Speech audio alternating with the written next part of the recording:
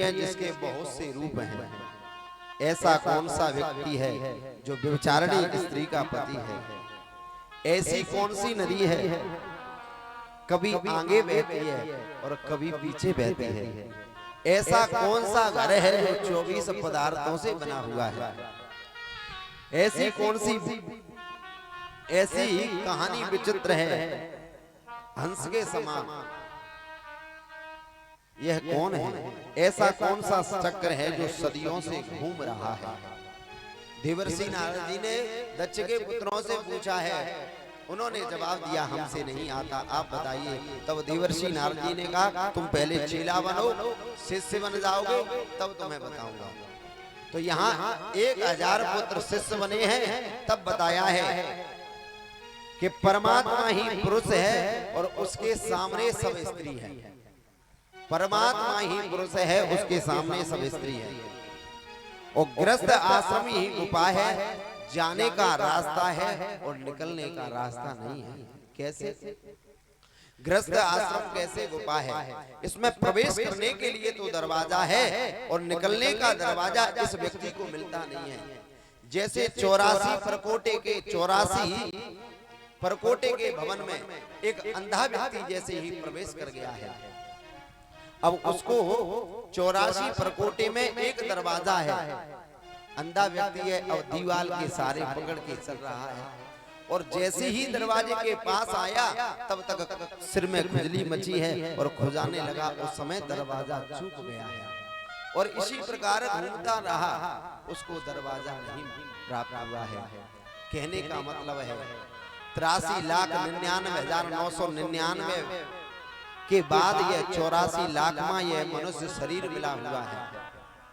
ये 84 परकोटे वाला भवन क्या है? 84 लाख योनि है। उसमें अंधा व्यक्ति कौन है? ये जीव ही अंधा व्यक्ति है।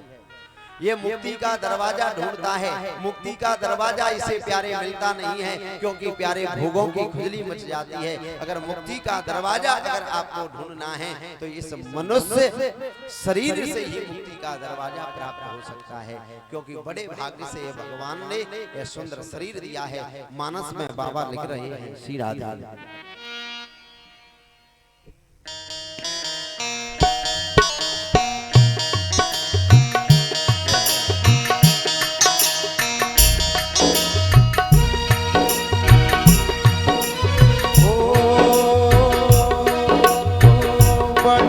भागे मानुषी तन पावा, ओ चोरी दुर्लभ सब घर दिन बाबा। राम सिया राम सिया राम जय जय राम, राम सिया राम जय जय राम।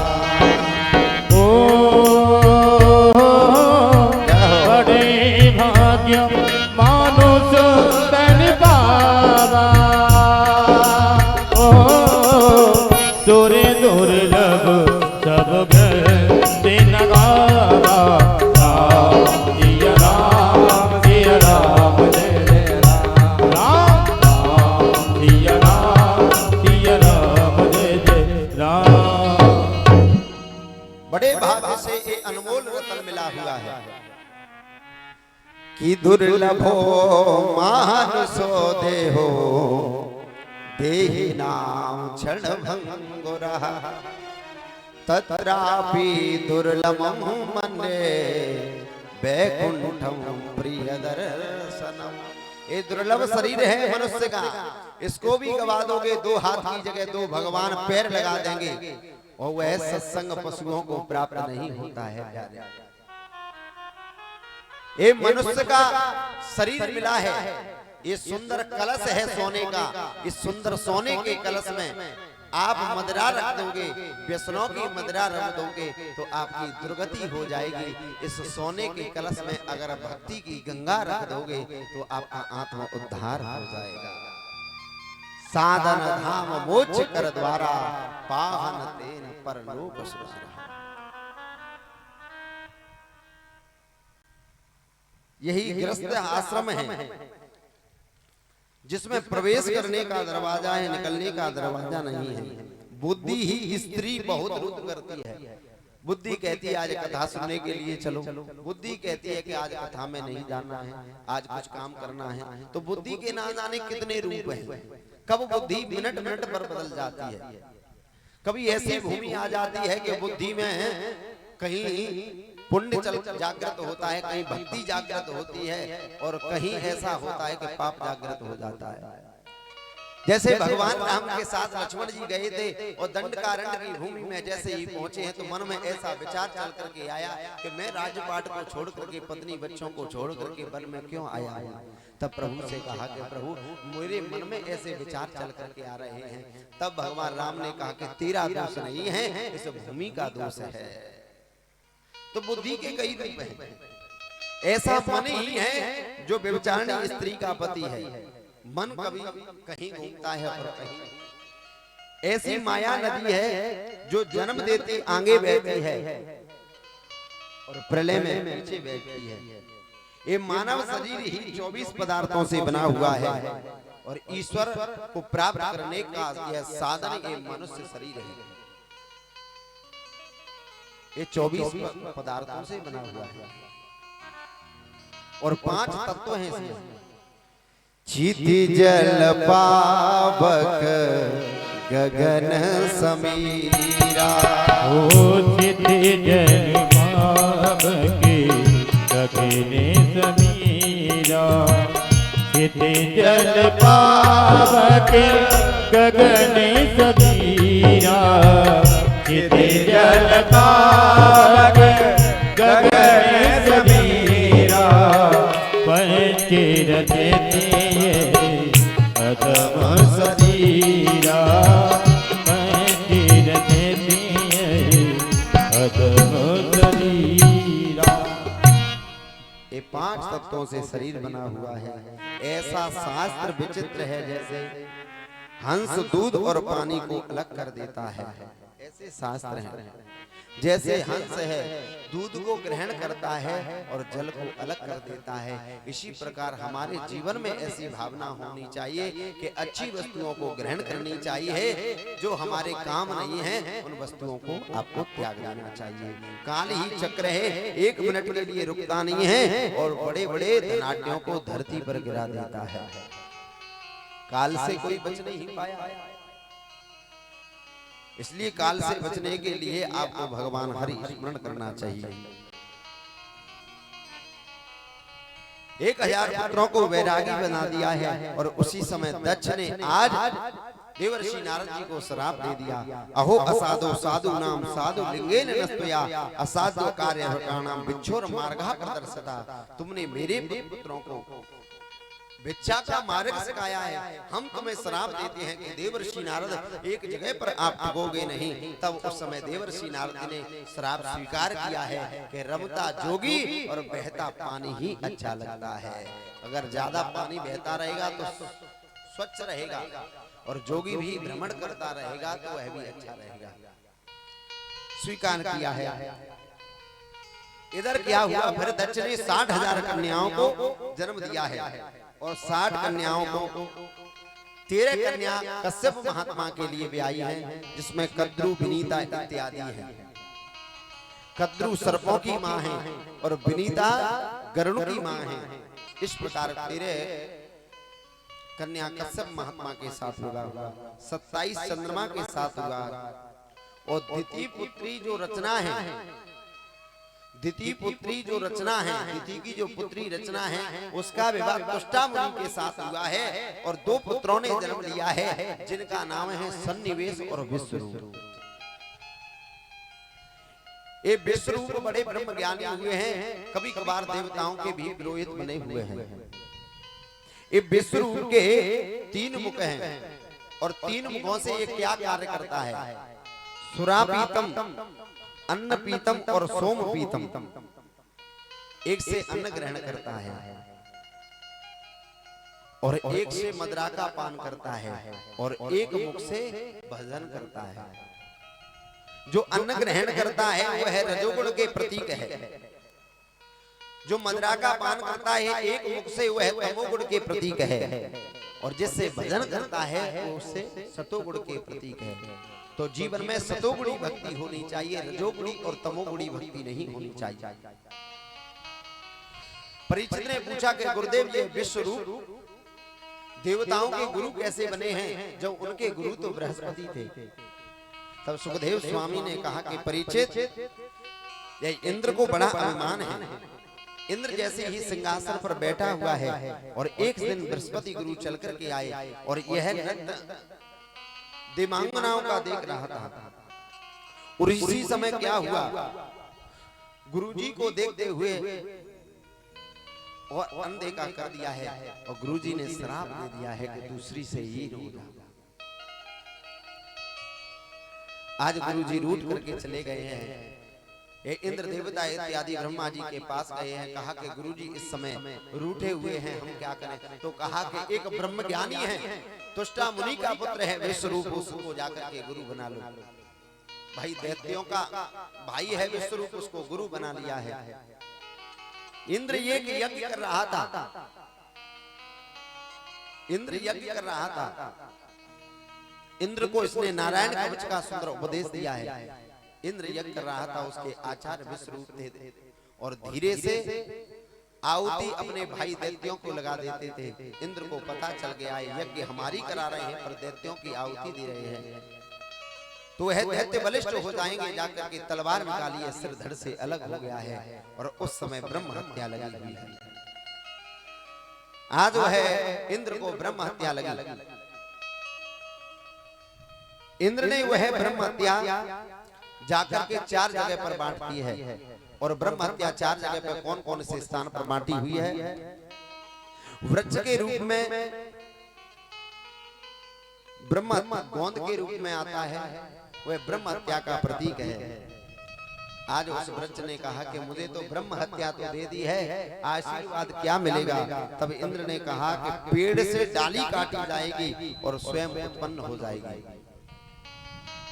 जल को जो काई के रूप में है वह ब्रह्म हत्या का प्रतीक है। आशीर्वाद इंद्र ने दिया है, धरती को खोदने से जल निकलेगा और जल स्रोत समाप्त नहीं होगा। माताओं को रज धर्म के रूप में वो दिया है, वो ब्रह्म हत्या का प्रतीक है। इंद्र ने आशीर्वाद दिया है, एक पुत्र को जन्म देने से पीड़ा होती है, जब वह माँ दूसरे पुत्र को जन्म देगी तब तक पहले पुत्र की पीड़ा को भूल जाएगी। ये माताओं को आशीर्वाद दिया है। और चौथी ब्रह्म हत्या ऊसर भूमि को दी है। तब इंद्र ने कहा कि धरती को खोदा जाएगा और कुछ समय के बाद समतल हो जाएगी। ये 4 स्थानों पर ब्रह्म हत्या को इंद्र ने दे दिया है। इधर क्या हुआ, तुष्टा मुनि को पता चला है कि इंद्र ने मेरे पुत्र को मार दिया है, यज्ञ की है। यज्ञ में ऐसा पुत्र प्रकट करने वाले थे कि इंद्र को मारने वाला पुत्र प्रकट हो जाए। मंत्र बोल रहे थे, इंद्र सत्वा विवर्धस्वा मां चिरम जय यद विषम। कहा कि इंद्र को मारने वाला पैदा हो जाए, पर थोड़ी सी मंत्र में त्रुटि हो गई। और मंत्र में त्रुटि क्या हुई कि उस पुत्र को मारने वाला इंद्र को के हाथों मरने वाला पुत्र प्रकट हो गया, जिसका नाम है वृत्रासुर। कहने का मतलब है कि अगर कोई भी कार्य कराना है, शास्त्र सम्मत कराना चाहिए, जो वेद के मंत्र जानते हैं। क्योंकि जो वेद के मंत्र नहीं जानते हैं, कर्मकांड इत्यादि आप कराते हैं और अगर मंत्र में त्रुटि हो गई तो बहुत बड़ा अपराध हो जाएगा। कई बार श्लोकों को अर्थ नहीं जानते हैं और फिर भी श्लोक कर रहे हैं तो बहुत बड़ा अपराध हो जाएगा। एक मंत्र की त्रुटि के कारण वृत्रासुर को मरना पड़ा है। आज वृत्रासुर से कहा कि जाकर के तुम्हारे भाई के हत्यारे इंद्र को तुम जाकर के मार दो। आज जैसे ही वृत्रासुर यहाँ से चला हुआ है प्यारे, क्या हुआ है पता चला कि वृत्रासुर यज्ञ से प्रकट होगा है और इसको कोई मार नहीं सकता। तब बताया है कि दधीची मुनि की हड्डियों में इतनी सामर्थ्य है कि उनकी हड्डियों से अगर वज्र बनेगा तो उसके उद्धार होगा, क्योंकि दधीची मुनि है सतकर्म के प्रति। आज जैसे ही देवता लोग दधीची मुनि के पास चल करके आए हैं, परहित बस जिनके मन माही तिन कहूं जग दुर्लभ कछु नाही। परहित सरिस धर्म नहीं भाई, पर पुण्या सम नहीं अदमाई। ये संत लोग तो परोपकार करते हैं। आज जैसे हड्डी मांगी है और उस समय दधीची मुनि मिस्र के स्थान नैमिषारण के पास दधीची कुंड है, वहीं उन्होंने तप किया है। तब उस समय इंद्र ने मांगा है कि मुझे आपकी हड्डियां चाहिए। सुवर्चा नाम की जो पत्नी थी उन्होंने मना किया है। तब उस समय आज दधीची मुनि बोले हैं कि इस शरीर का क्या होगा, शरीर किसी काम नहीं आएगा। कि हाथी के दांतन के खिलौना बने भांति भांति, गेना की खाल राजन मन भाई है। सिंह की खाल को जोगी जति धारण करें, हिरण की खाल ऋषि मुन मन भाई है। बकरी की खाल की सराहना में का करूं, कूप से थोड़ा सा नीर भर लाई है। कहे कभी रामदास राम के भजन बिना, जमानुष की खाल कछु काम नहीं आई है। जमानुष की खाल कछु काम नहीं आई है। तो उस समय आज दधीची मुनि ने अपने प्राणों को छोड़ा है, हड्डियां दी हैं। और इससे बताते हैं 3.5 वज्र बने हुए हैं। 3.5 वज्र कौन से हैं? एक सारंग धनुष बना हुआ है जो कृष्ण भगवान ने कंस के यहाँ तोड़ा था, और एक पिनाक धनुष है जनकपुर में जो भगवान राम ने तोड़ा था, और एक गांडीव धनुष है जो अर्जुन के पास है, और जो हनुमान जी का जो वज्र है वो गदा है, वो आधे वज्र में चल करके आता है। कमोदनी नाम का गदा दधीची मुनि के हड्डियों से बना हुआ है। इधर जैसे ही वृत्रासुर चल करके आया है और वृत्रासुर से कहा, जैसे ही इंद्र चल करके आया, वृत्रासुर बोला है तू मेरे भाई का हत्यारा है, अपने गुरु का हत्यारा है, मैं तुझे छोड़ूंगा नहीं।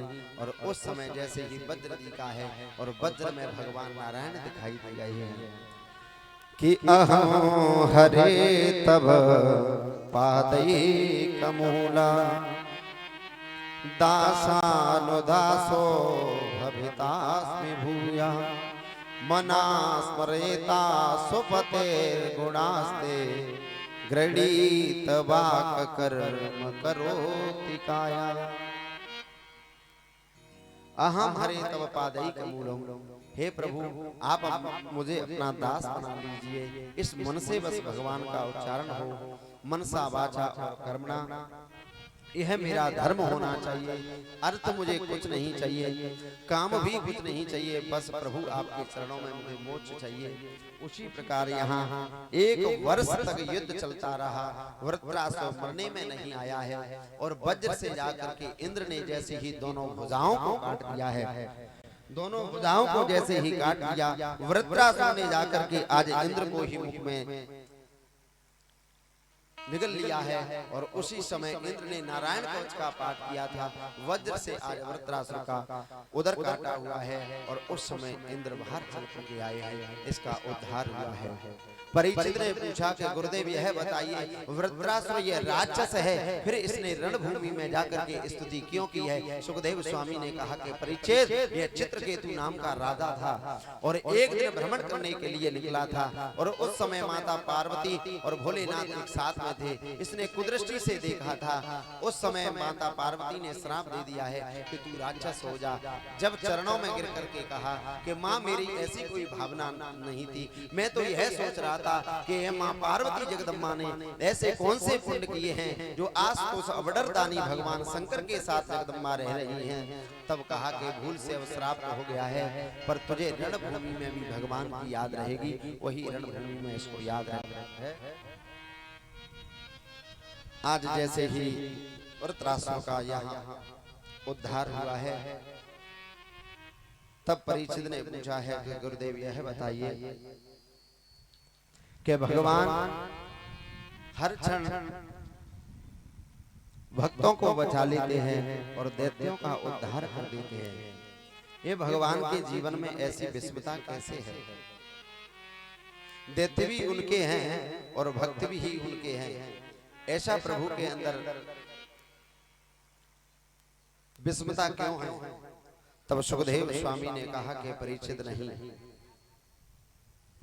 कि समा प्रिया सुहृद ब्रह्मन भूतानां भगवान स्वयं इंद्रस्यार्थे कथं दैत्यान् बधीत विषमो यतः।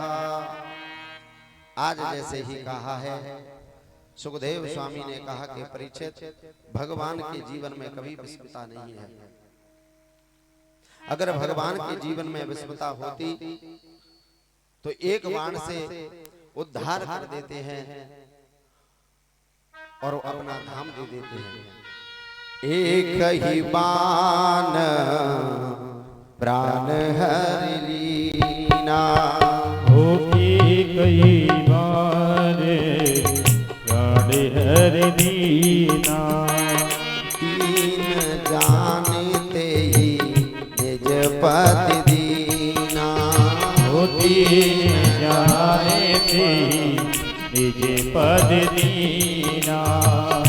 तीन जानते ही निज पद दीना।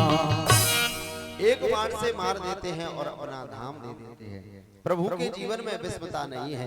हे परीक्षित, अगर जीवन में विस्मता होती तो जिस समय जटायु के पास थे, भगवान राम जटायु के पास थे, भगवान राम ने जटायु से कहा, हे चाचा जी, आप दुनिया छोड़ करके जा रहे हो, वहां मेरे पिता भी मिलेंगे, पर पिता को ये सीता हरण की बात मत बताना।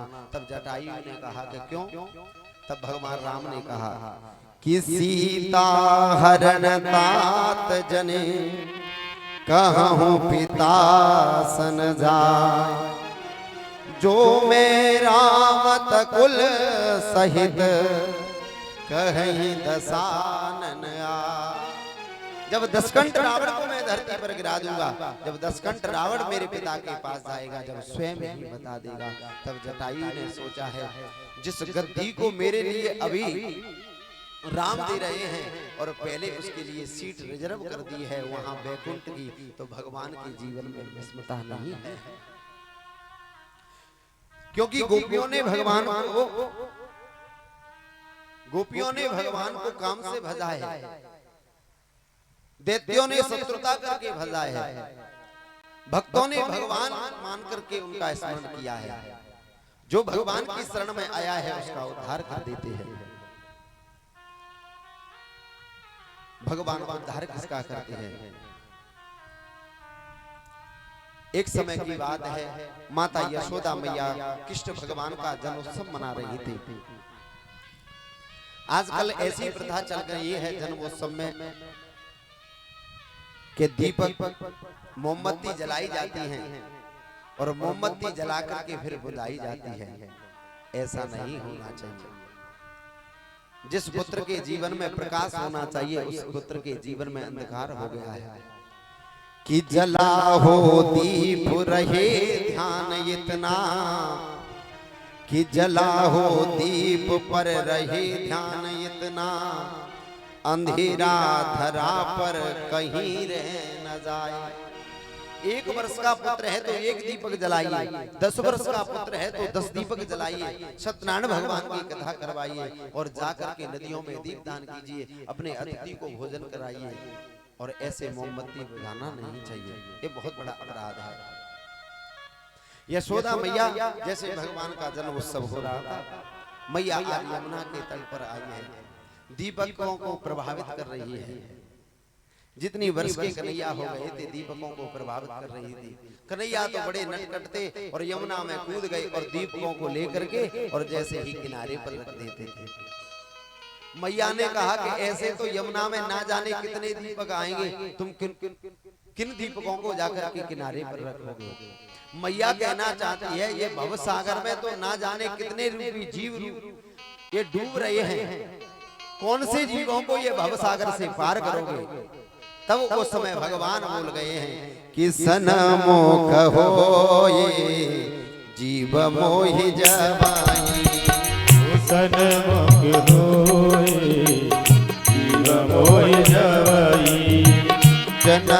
कोटि अघनास ही तबाई। ओ जन्म कोटि अघनास तबाई। जन्म कोटि अघनास तबाई। सन्मुख होई जीव मोहि जमहि। जब वह जीव मेरे सन्मुख हो जाएगा, जन्म कोटि अघनास ही तबहि, जब करोड़ों जन्मों के उसके पाप मिट जाएंगे। सुमिरी पवन सुत पावन नामु, अपने बस करे राखे राम। अपने बस करे राखे राम। आहा, भगवान का नाम लोगे तो प्रभु आपके वशीभूत हो जाएंगे। आज उस समय सुखदेव स्वामी कह रहे हैं कि परीक्षित, जो तूने प्रश्न किया है, एक बार प्रश्न तुम्हारे बाबा युधिष्ठिर ने देवर्षि नारद जी से किया था। देवर्षि नारद जी से यह प्रश्न किया था कि भगवान के जीवन में ऐसी विस्मृता क्यों है। तब देवर्षि नारद ने आज युधिष्ठिर को वह सुंदर सी कथा सुनाई है कि कभी दैत्य कुल में ऐसा बालक जन्म लेता है जो खंबे से भगवान को प्रकट कर लेता है। ऐसा दैत्य कुल में बालक जन्मता है। आपने हिरण्याक्ष की कथा सुनी थी। हिरण्याक्ष लोग को मार दिया था, तब उसका भाई हिरण्यकश्यपु है। हिरण्यकश्यपु का नाम अभिमान है। आज वह हिरण्यकश्यपु जैसे ही नारायण से द्वेष करता है। नारायण से द्वेष करने के लिए आज यह वन में चल करके गया है। इस हिरण्यकश्यपु की पत्नी का नाम है कयाधु। जैसे ही यह भजन करने के लिए गया है, मंदराचल पर्वत पर पहुंचा हुआ है। कठोर इसका तप चल रहा था। उसी समय देवताओं ने कहा कि अगर यह हिरण्यकश्यपु ने इतना तप किया है तो देवताओं पर भारी पड़ जाएगा। विघ्नेश्वरी देवी को भेजा गया है। सादर बोली विनेश्वर करहि, बार बार पामले परहि। विघ्नेश्वरी देवी चल करके आई है और तोते का रूप धारण करके जहां वह भजन कर रहा था और उस स्थान पर यह तोता चल करके आया। जिस समय भजन कर रहा था, ओम ब्रह्मणे नमः, ओम ब्रह्मणे नमः, और उस समय तोता नारायण नारायण पुकार रहा था। इसकी तपस्या में विघ्न हुआ। यह घर चल करके आया हुआ है। घर चल करके आया और उस समय कयाधु ने पूछा, आप बताइए कि आज आपने भजन क्यों नहीं किया। तब कहा कि मैं भजन करने के लिए बैठा था, एक तोता नारायण नाम पुकार रहा था। उस समय कयाधु ने कहा है कि वैसे तो नारायण का नाम ये कभी नहीं लेंगे। रात्रि भर 108 बार ये नारायण का नाम ले लेंगे तो इनका उद्धार हो जाएगा। बार बार यही प्रश्न किया है। वह तोता क्या बोल रहा था? हिरण्यकश्यपु बोल रहा है कि नारायण नाम बोल रहा था। इसी प्रकार 108 बार नारायण का नाम पुकारा है। कयाधु का और हिरण्यकश्यपु का दोनों का प्यारे संबंध हुआ और एक पुत्र ने जन्म लिया है। बोलिए प्रहलाद जी महाराज की जय। प्रहलाद जी 4 भाई थे, एहलाद, अनुलाद, सहलाद और प्रहलाद। ऐसे कई कथा पुराणों में ऐसे भी प्राप्त है कि प्रहलाद जी का जन्म इसलिए हुआ है, किसी ने आकर के कह दिया कि तुम नारायण से द्वेष करते हो। तुम्हारे गुरु हैं शुक्राचार्य जी, तुम्हारे गुरु शुक्राचार्य जी हैं, वो तो नारायण सालिग्राम भगवान की पूजा करते हैं। तुम उनसे द्वेष करते हो और तुम्हारे गुरु जी भजन करते हैं। आज उधर से शुक्राचार्य जी आ रहे थे, इधर से हिरण्यकश्यपु पहुंच गया है। और जैसे ही प्यारे हिरण्यकश्यपु पहुंचा और हिरण्यकश्यपु ने कहा कि गुरुदेव तुम्हारे इस कमंडलू में क्या है? शुक्राचार्य जी भयभीत हुए हैं कि मेरे कमंडलू में सालिग्राम रखे हुए हैं, ना तो सालिग्राम को छोड़ेगा ना मुझे छोड़ेगा, इतना दुष्ट राक्षस है। आज मन ही मन शुक्राचार्य जी शालिग्राम भगवान की प्रार्थना कर रहे हैं, हे ठाकुर जी महाराज इस दुष्ट से आज बचाइए, नहीं आपको भी नहीं छोड़ने वाला। और जैसे ही कहा कि कमंडलू को मुझे दीजिए, और कमंडलू जैसे मुख से लगाया है, शालिग्राम भगवान जल का रूप धारण कर लिया और उसके महाराज उधर में चले गए हैं। और इसी प्रकार जाकर के एक कगाधु से मिलन हुआ है, तब एक पुत्र का जन्म हुआ है जिसका नाम प्रहलाद है। कैसे भी भाव रहा हो, प्रहलाद भक्त का इस दैत्य के यहाँ जन्म हुआ है। क्या हुआ कि इसने जाकर के मंदराचल पर्वत पर 96,000 वर्ष तक तप किया है। मंदराचल पर्वत पर जाकर के इसने 96,000 वर्ष तक तप किया। ब्रह्मा जी का एक दिन कितना होता है? हिरण्यकश्यपु ने 100 वर्ष और हो गए, और 100 वर्ष देवताओं के कितने होते हैं? इसने कितनी वर्ष तक तपस्या की है? शरीर में दीमक लग गई है, और इसके केसों पर जाकर के पंछियों ने घोंसला बना लिया है। इसने इतना भजन किया है, 31 करोड़ 10 अरब और 40 करोड़ इतने वर्ष तक तपस्या की है। कितनी? 31 खरब 10 अरब और 40 करोड़ वर्ष तक इसने तपस्या की है। ब्रह्मा जी प्रसन्न हुए हैं। आज ब्रह्मदेव चल करके आए हैं, और ब्रह्मा जी ने कहा कि ब्रह्मरूही तुम वरदान मांग लो। तो इसने वरदानों की बड़ी झड़ी लगा दी है।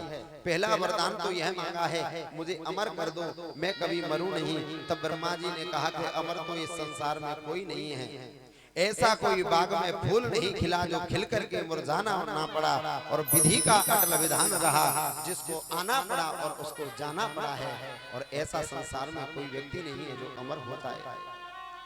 तब इसने वरदानों की बड़ी झड़ी लगा दी है। क्या? यदि दास्यस्य भीमतांबरान में वरदोत्तमा भूतेभ्यस्त्वविश्रेष्ठेभ्यो मृत्युर्मा भून् मम प्रभो नान्तर बहिर्दिवानक्ता मन्यस्यादपि चायुधै ना भूमौ ना अंबरे मृत्युर्नरैः मृगैरपि। ना तो मैं धरती पे मरूं, ना अस्त्र से मरूं, ना शस्त्र से मरूं, 12 महीनों में किसी के महीने में नहीं मरूं, ना सायंकाल की, ना शाम को, ना सुबह मरूं। ना जाने इसने वरदानों की कितनी झड़ी लगा दी है, फिर भी ब्रह्मा जी ने तथा अस्तु कह दिया है। आज जैसे ही ब्रह्मा जी वहां से अप्रकट अंतर ध्यान हुए हैं, और जैसे ही ब्रह्मा जी अप्रकट अंतर ध्यान हुए प्यारे, आज यहाँ प्रहलाद जी चल करके आए हैं, और प्रहलाद जी का प्यारे मन नहीं लगता। प्रहलाद जी का जैसे ही मन नहीं लगा है, प्रहलाद जी को आज गुरुकुल में भेज दिया है, क्योंकि उनका मन तो भगवान में लगा हुआ है प्यारे। आज प्रहलाद जी को जैसे ही गुरुकुल में भेजा गया, वहां गुरुकुल में जाकर के शुक्राचार्य संडा कुछ पढ़ाते, और प्रहलाद भगवान का ही स्मरण करते थे। क्वचिते रोदसी वैकुंठ चिंता प्रबल चेतसा। कभी तो हंसते थे और कभी रोते थे।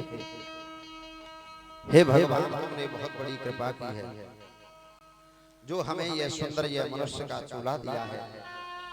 रोते इसलिए हैं हे प्रभु, आपने हमें यह सुंदर शरीर दिया है, फिर आप हमें कब मिलोगे? जैसे ही आज गुरु जी कुछ पढ़ाते थे और वह भगवान का नाम लेते थे।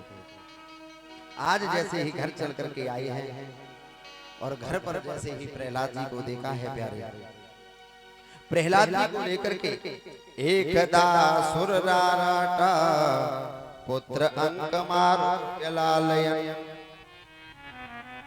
पप्रच्छा कद्यतां वत्सा मन्यते साधु यद्भवा।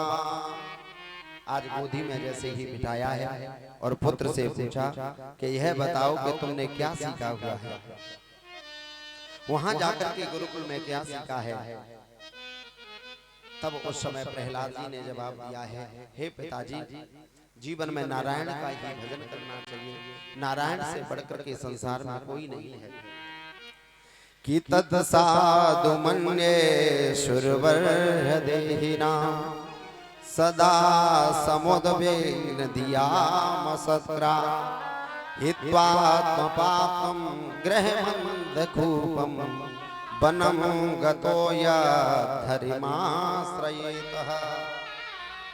हे पिताजी, नारायण का भजन करना चाहिए। ऐसा जब नारायण का शब्द सुना है, गोद से प्रहलाद को नीचे पटक दिया है और कहा कि पिताजी, ये संसार अंधकुआ है, संसार अंधकुए में पड़ा हुआ है।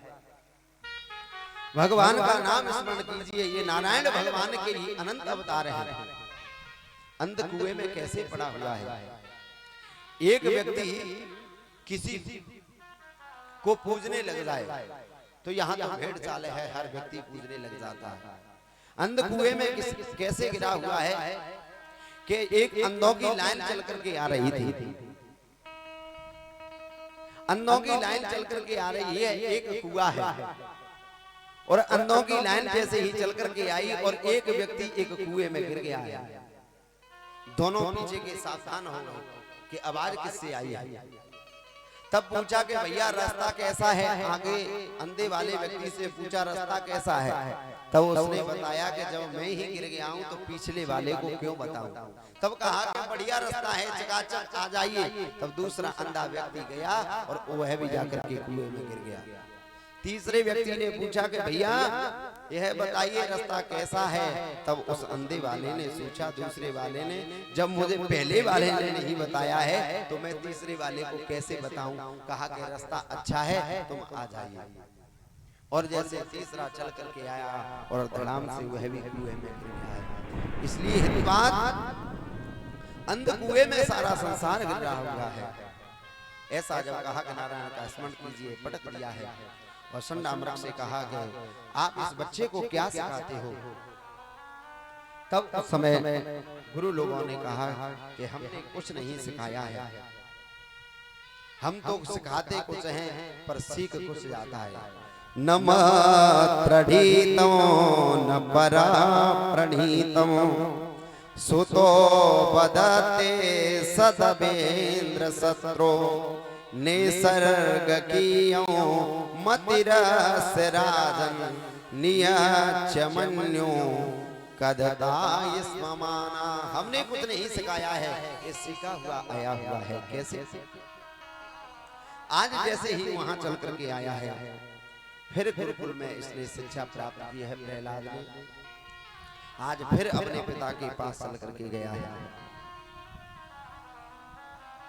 पिता के पास यह प्रहलाद फिर चल करके गया। कहा कि तूने क्या सीखा है।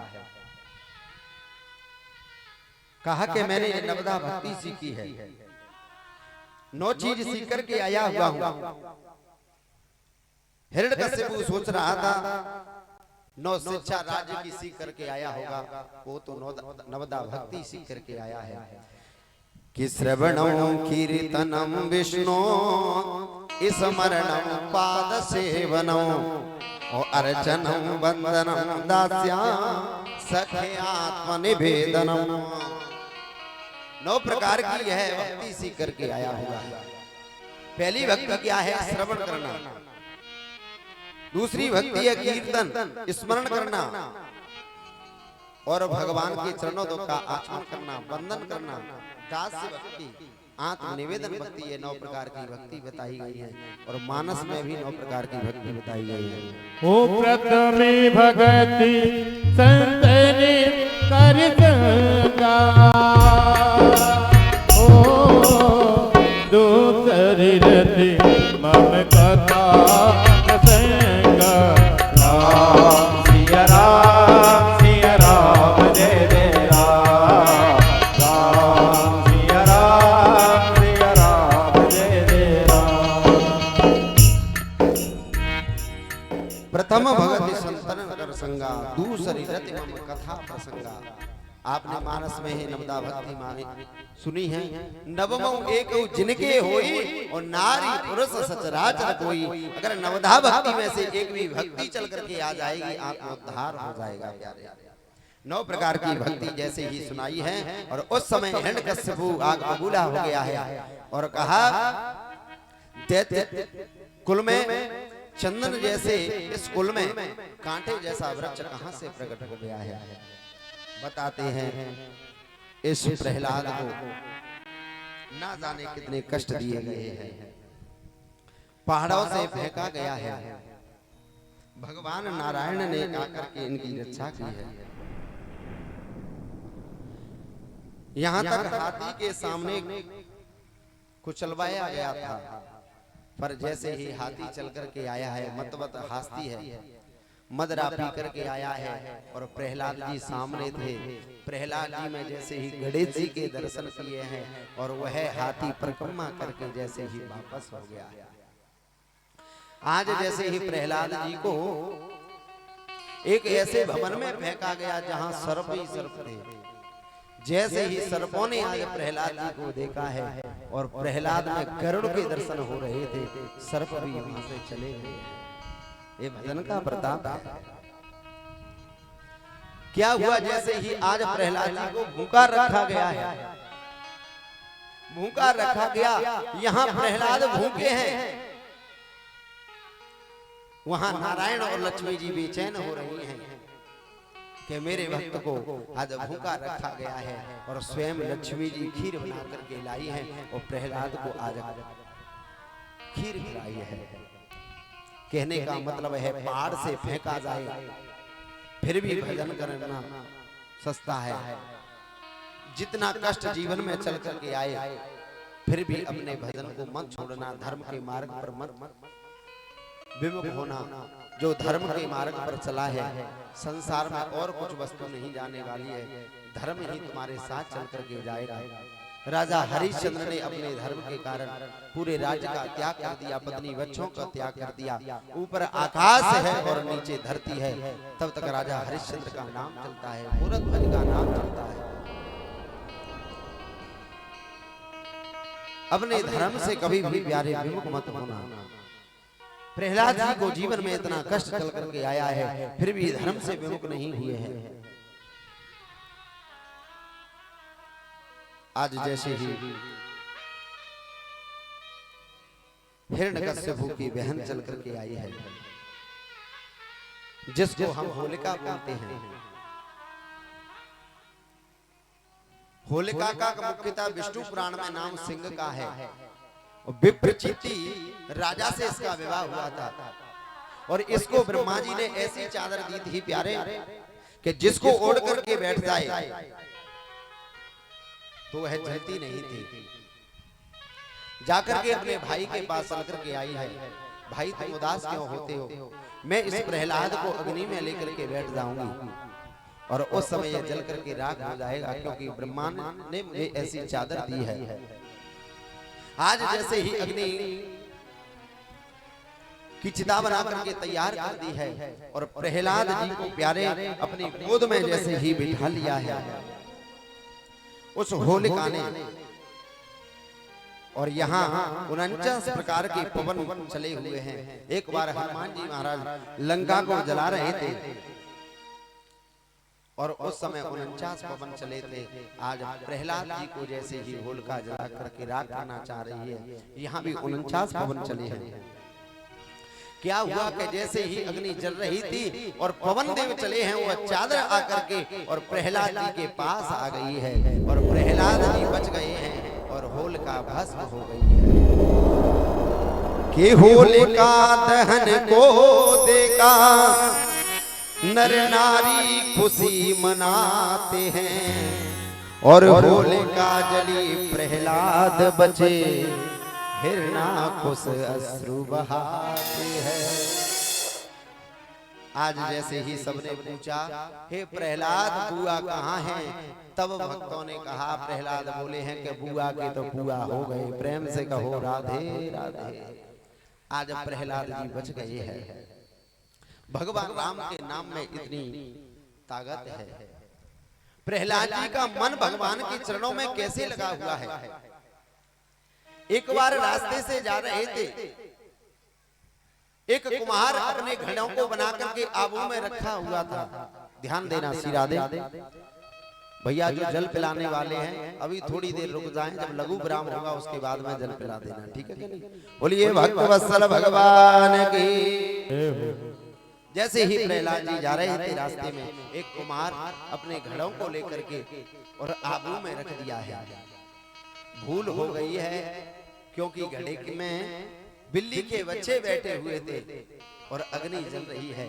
आज वह कुमार जो घड़े बनाने वाला व्यक्ति है रुदन कर रहा है पर भगवान का स्मरण कर रहा है। तब प्रहलाद जी ने कहा कि चाचा जी आप रुदन क्यों कर रहे हो, बताइए। कहा कि मेरे आबू में एक बिल्ली के बच्चे रखे हुए हैं, अब बहुत बड़ा अपराध हो गया है। मैं भगवान का स्मरण कर रहा हूँ कि भगवान इस आबू में रखे हुए बिल्ली के बच्चे हैं वह सुरक्षित आ जाने चाहिए। तब प्रहलाद जी ने कहा ऐसा हो सकता है। तब कुमार ने कहा है जरूर, क्यों नहीं, भगवान चाहेंगे तो इस आबू में रखे हुए बिल्ली के बच्चे सुरक्षित हो जाएंगे। और उस समय क्या हुआ कि जैसे ही अग्नि जली है, अग्नि शांत हुई है, आबू से घड़े निकाला गया है और घड़ा जैसे ही निकला और उसमें से बिल्ली के बच्चे गए हैं। तब प्रहलाद ने कह दिया है कि भगवान की भक्ति में इतनी शक्ति है कि अग्नि को भी शीतल कर दिया है। कि राम सिया भजे बारंबार, राम सिया भजे बारंबार, चक्र सुदर्शन है रखवारा, चक्र सुदर्शन है रखवारा।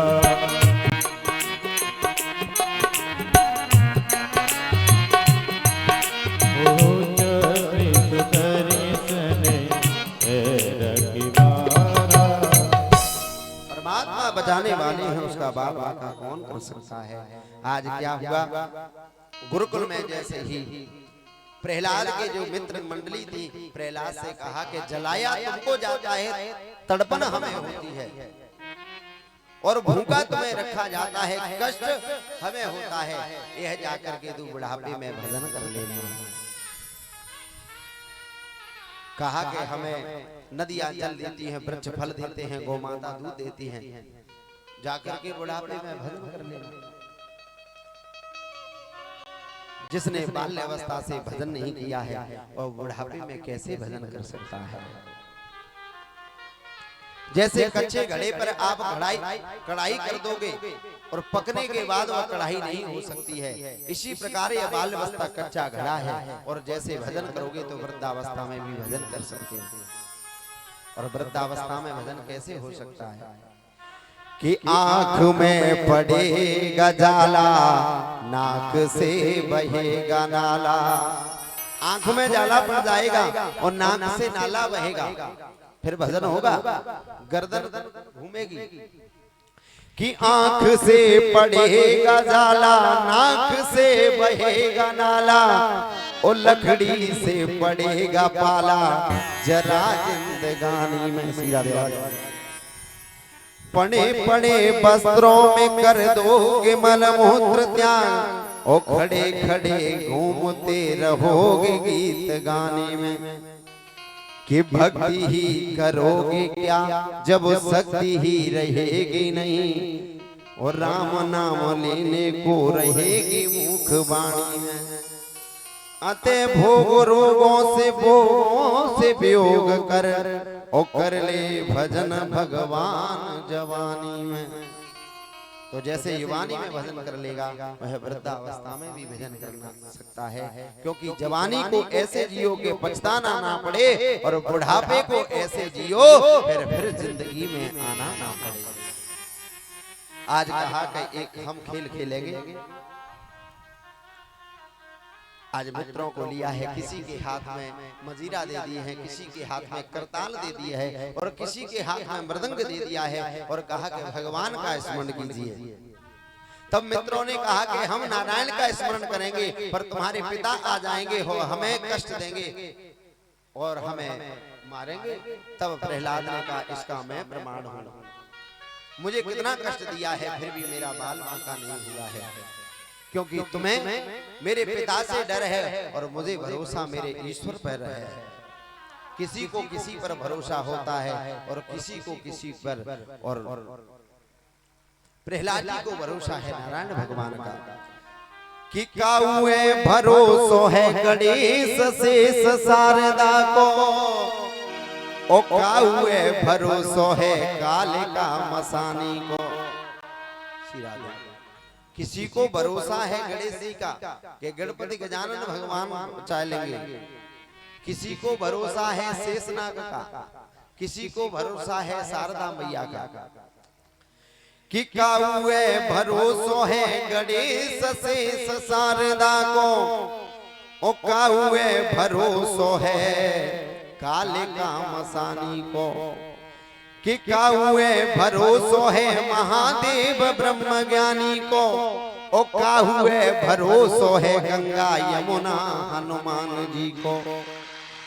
कि काउए भरोसो है सिंह वाहनी भवानी को, ओ तन मन से हम तो कहत बार बार, ओ हमें तो भरोसो है जाबा के बिहारी को, हमें तो भरोसो है जाबा के बिहारी को। आज प्रहलाद जी और सभी भक्तों के साथ कीर्तन कर रहे हैं। जय जय राधा रमण हरि बोल, जय जय राधा रमण हरि बोल, जय जय राधा रमण हरि बोल, जय जय राधा रमण हरि बोल रे, जय जय राधा रमण हरि बोल, जय जय राधा रमण हरि बोल, जय जय राधा रमण प्यारो राधा रमण, जय जय राधा रमण प्यारो राधा रमण, जय जय राधा राधा, जय जय राधा राधा, जय जय राधा रमण हरि बोल, जय जय राधा रमण हरि बोल, जय जय राधा रमण हरि बोल, जय जय राधा रमण हरि बोल। श्री राधे। अच्छा यह बताइए, ताली बजाने में शर्म लग रही है क्या? अभी फिल्मी गानों की तरफ जाए तो खूब घूमते हो, नाचते हो, हैं? और भगवान का कीर्तन हो रहा है। ताली बजाने से क्या होता है? जो गड़बड़ रेखा है वह मिट जाती है, और जो ताली नहीं बजाते हैं उनकी अच्छी रेखा मिट जाती है। जो ताली बजाते हैं और जो ताली नहीं बजाते, और ताली बजाने वाले व्यक्ति के जो पाप हैं, जो बजाते नहीं है ताली, उनके सिर पर आकर के बैठ जाते हैं। किसी भक्त ने कहा है कि ताले में ताली का, भोजन में थाली का, जंगले में जाली का, ससुराल में साली का, और कीर्तन में ताली का बड़ा ही महत्व है। तो प्रेम से सभी लोग ताली बजाएं। जय जय राधा रमण हरि बोल, जय जय राधा रमण हरि बोल, जय जय राधा रमण हरि बोल, जय जय राधा रमण हरि बोल, जय जय राधा रमण हरि बोल, जय जय राधा रमण हरि बोल।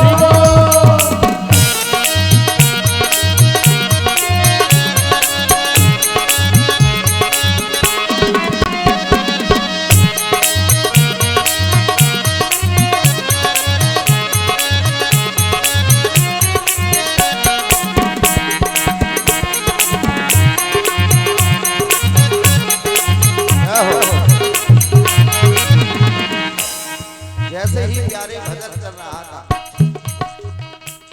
गुरुकुल से आवाज आई है,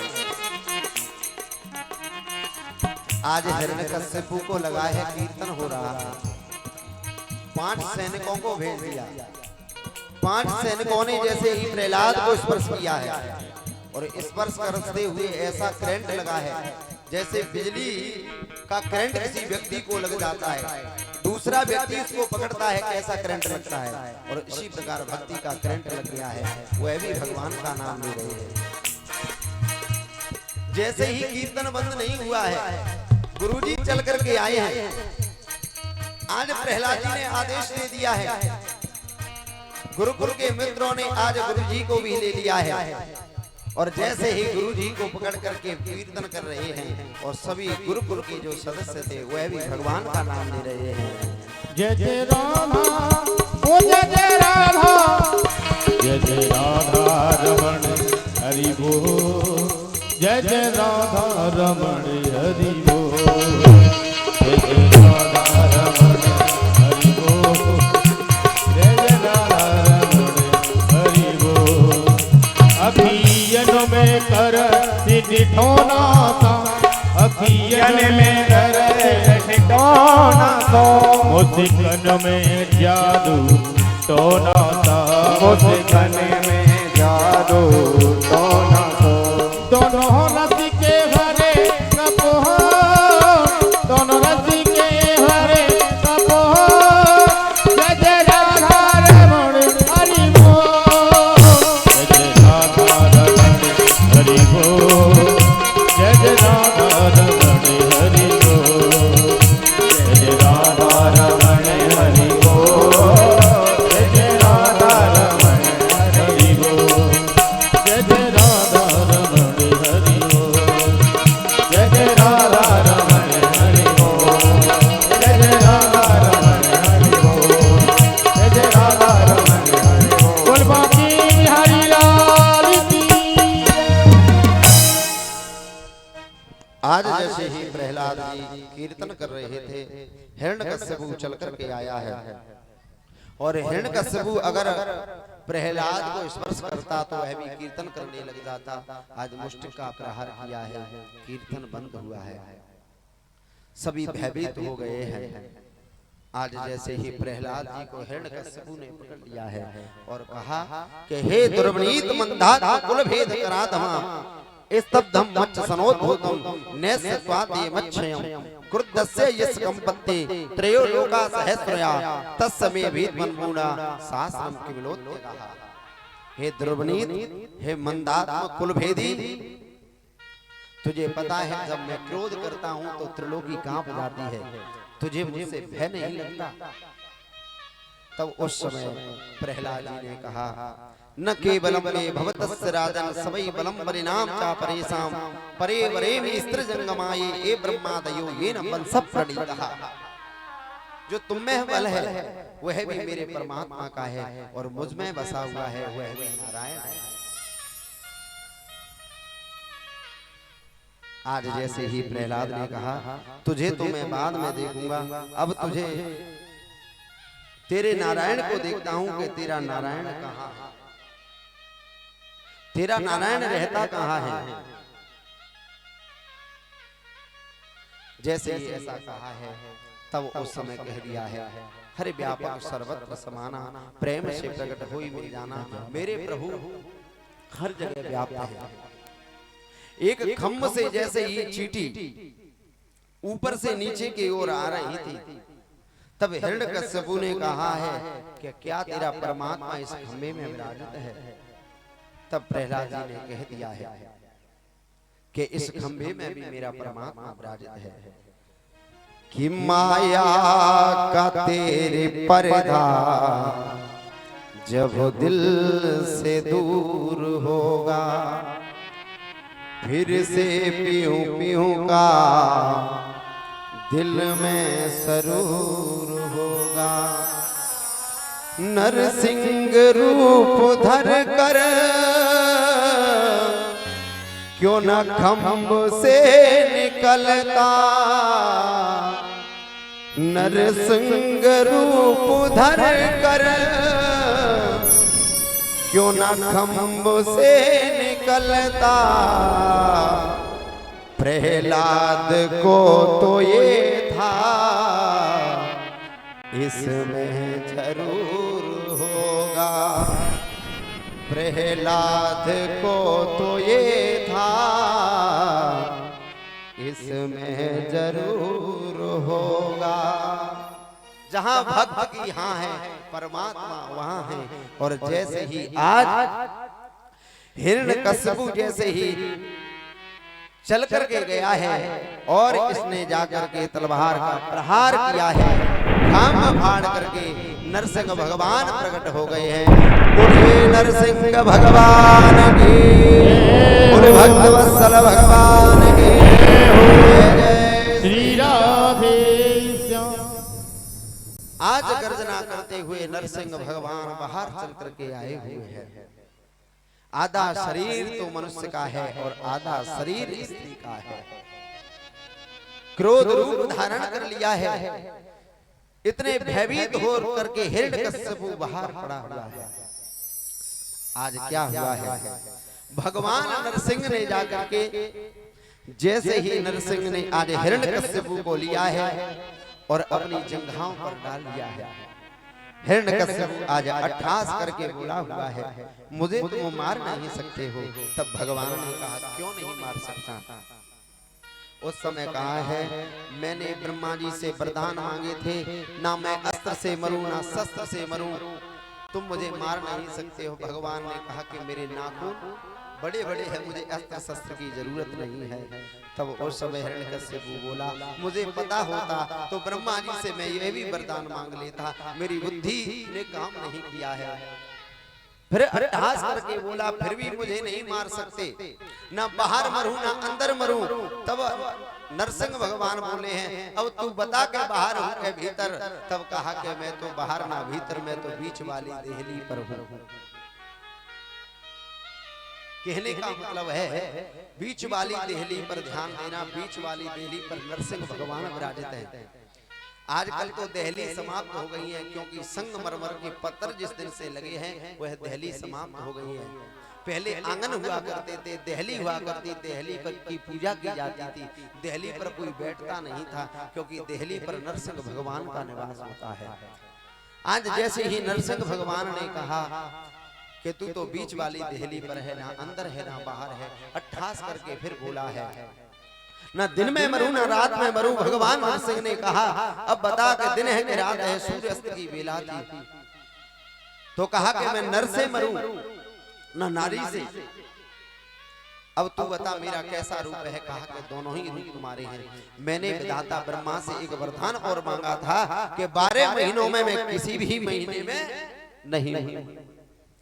तब भगवान ने कहा कि मैंने तेरे लिए अब 13वां महीना पुरुषोत्तम मास, जो अधिक का महीना, अधिक मास बोलते हैं, जिसे लौण का महीना बोलते हैं, इस साल अधिक मास है महाराज। पुरुषोत्तम मास की यह साल चल रही है और इस साल में जो सत्कर्म किया गया वह द्वितीया की तरह की, द्वितीया के चंद्रमा की तरह उसका पुण्य बढ़ेगा, क्योंकि अधिक मास की यह साल है। इस साल 2 श्रावण पड़ रहे हैं, अधिक मास का महीना बनाया हुआ है।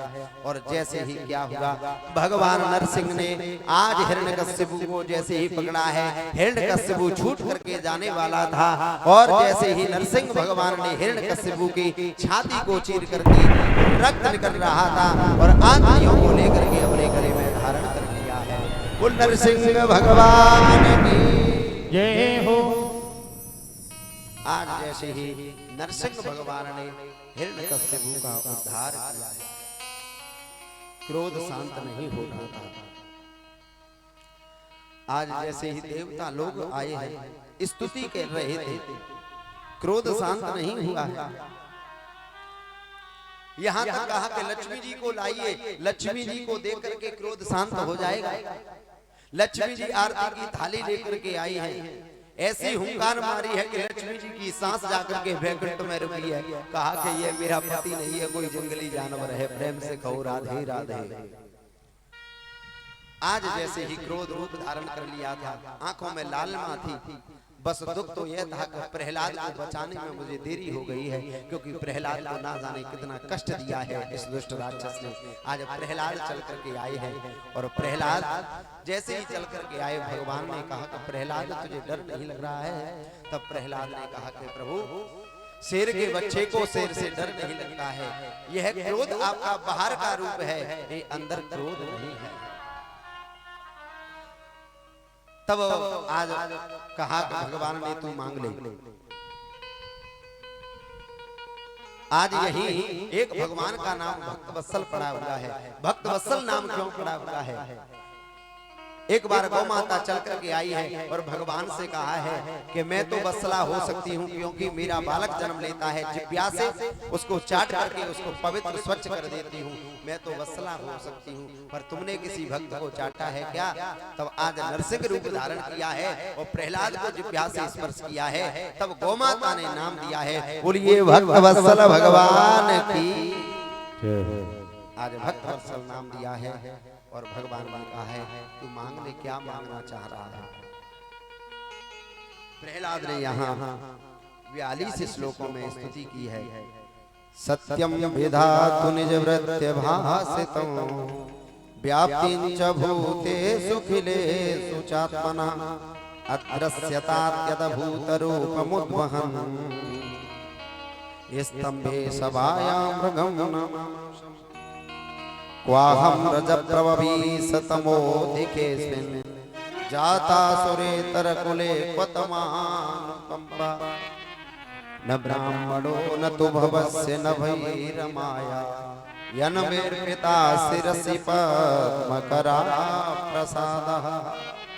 हे प्रभु, जो वरदहस्त कभी ब्रह्मा और शंकर जी को प्राप्त नहीं हुआ है वह वरदहस्त मुझे प्राप्त हुआ है।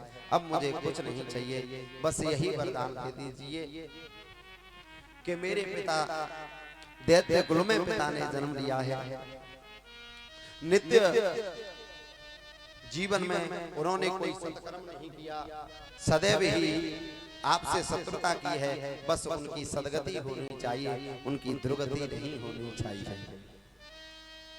कहने का मतलब ये है कि पिता कैसा भी हो, प्रहलाद से यह सच्चा प्राप्त ले लेनी चाहिए कि पिता के लिए कभी भी दुर्विचार नहीं सोचने चाहिए। प्रहलाद के पिता कितने दुष्ट राक्षस थे, फिर भी भगवान से मांगा है इनकी दुर्गति नहीं होनी चाहिए। भगवान नारायण नरसिंह भगवान ने कहा कि प्रहलाद, तुझे पता है जिस कुल में तेरा जन्म हुआ है और उस कुल की तो 21 पीढ़ियों का उद्धार हो जाता है कि त्रिसप्तमी पिता पूता पितृभि सहते नदा यत सादोस्य ग्रहे जातो भवान वै कुल पावनः। त्रिसप्तमी पिता पूता, पिता की जो कुल की पीढ़ी है, माता के कुल की और पत्नी के कुल की 21 पीढ़ियों का उद्धार हो जाता है। तुम्हारे पिता की तो सदगति हुई है कि नाम जपत प्रभु कीन प्रसाद भगत शिरोमणि भय प्रहलाद। सबसे भक्ति के प्रथम आचार प्रहलाद जी हैं, द्वितीय भक्ति के आचार ध्रुव जी हैं और तृतीय भक्ति तो गोपियों की है, सबसे भक्ति प्रहलाद की है। कहने का मतलब है आज भी खंबे में भगवान नरसिंह विराजित हैं, पर देखने के लिए हमारी दिव्य दृष्टि होनी चाहिए। आंसुओं में इन्हें ना ढूंढो दिल में बस जाएंगे, आंसुओं में इन्हें ना ढूंढो दिल में बस जाएंगे, नंदलाल से मिलने की तमन्ना है तो बंद आंखों में नजर आएंगे।